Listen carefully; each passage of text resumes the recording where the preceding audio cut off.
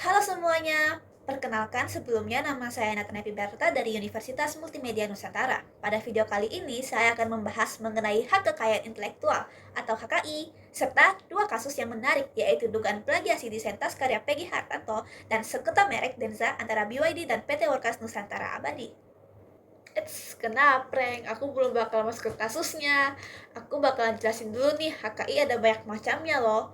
Ada hak cipta, hak paten, hak merek, dan hak industri. Tapi pada kesempatan kali ini aku bakal bahas dua aja nih sedihnya, yaitu hak desain industri dan hak merek. So, let's go. Kali ini beneran kok nggak ngeprank-ngeprank lagi.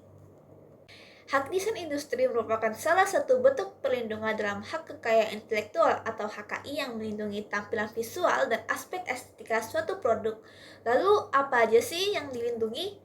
Jadi, perlindungan desain industri mencakup berbagai bidang seperti fashion, aksesori, produk elektronik, furniture, dan interior. Selain itu, terdapat kemasan produk, kendaraan, dan komponen otomotif, serta kerajinan dan produk kreatif lainnya.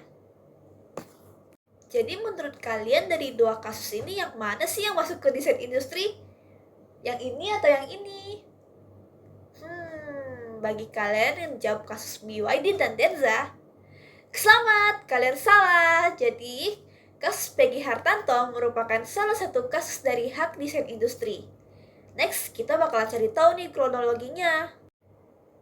Kasus ini melibatkan Peggy Hartanto, seorang desainer Indonesia yang dikenal dengan karya-karya fashion modern dan memiliki ciri khas yang sangat kuat.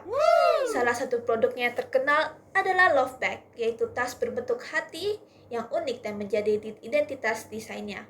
Kasus ini mulai viral pada 14 Agustus 2025 ketika seorang konten kreator bernama Dino Augusto mengunggah video di TikTok yang membandingkan Love Bag karya Peggy Hartanto dengan tas yang dijual oleh brand lain.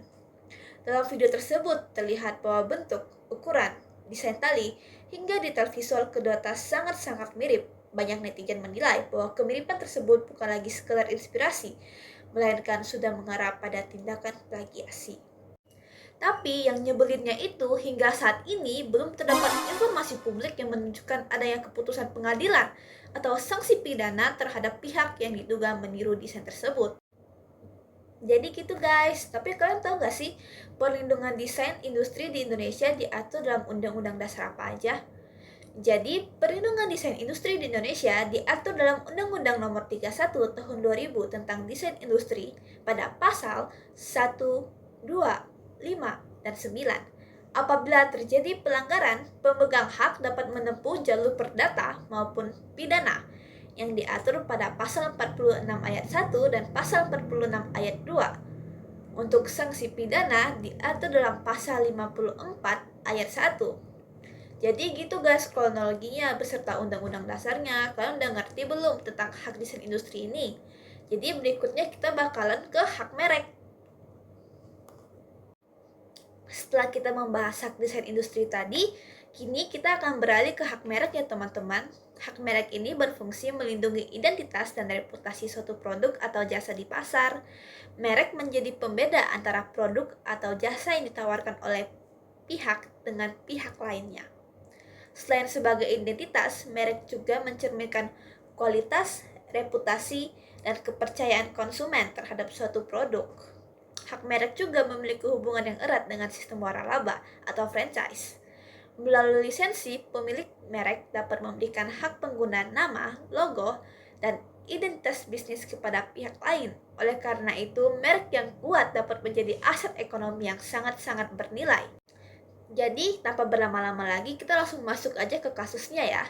Jadi, kasus BYD ini melibatkan perusahaan otomotif asal Tiongkok seperti yang kita tahu yang biasa kita lihat di jalan, BYD, dengan perusahaan Indonesia yaitu PT Workas Nusantara Abadi. BYD dikenal sebagai salah satu produsen kendaraan listrik terbesar di dunia dan memiliki merek kendaraan premium bernama Denza. Permasalahan muncul ketika BYD mulai memperkenalkan merek Denza ke pasar Indonesia. Ternyata nama Denza sudah lebih dahulu didaftarkan oleh PT Workas Nusantara Abadi pada tahun 2023 untuk kategori kendaraan bermotor. Sementara itu, BYD baru mengajukan pendaftaran merek Denza di Indonesia pada tahun 2024. Akibatnya, timbul sengketa mengenai siapa yang berhak memperoleh perlindungan hukum atas merek Denza ini di Indonesia. Kasus ini menunjukkan penerapan prinsip first to file, yaitu prinsip yang menyatakan bahwa hak atas merek diberikan kepada pihak yang pertama kali mendaftarkan mereknya secara sah. Artinya, siapa yang lebih dahulu mendaftarkan merek, maka dialah yang memperoleh hak eksklusif atas merek tersebut. Jadi, kasian banget ya teman-teman BYD, karena meskipun dia sudah memasarkan produk ini internasional, tapi dia terlambat untuk melakukan pendaftaran merek di Indonesia. Oke guys, finally kita bakal masuk ke bagian terakhir. Kalian jangan bosan dulu ya, dengerin baik-baik. Jadi, perlindungan merek dalam kasus sengketa Denza diatur dalam Undang-Undang Nomor 20 Tahun 2016 tentang merek dan indikasi geografis dan tertulis pada pasal 3, pasal 21 ayat 1 dan 3, pasal 76 ayat 1, dan pasal 100 ayat 1 dan 2. Jadi, itu teman-teman pasal-pasal yang berkaitan dengan hak merek. Jadi, sebelum aku nutup penjelasan hari ini, aku mau bilang ke teman-teman nih, kalau misalnya kalian kepikiran untuk melakukan plagiasi atau melanggar HKI, pikirin baik-baik lagi guys, kalian bisa didenda sampai bermiliar-miliar loh guys. Jadi, let's be smart. Bye-bye.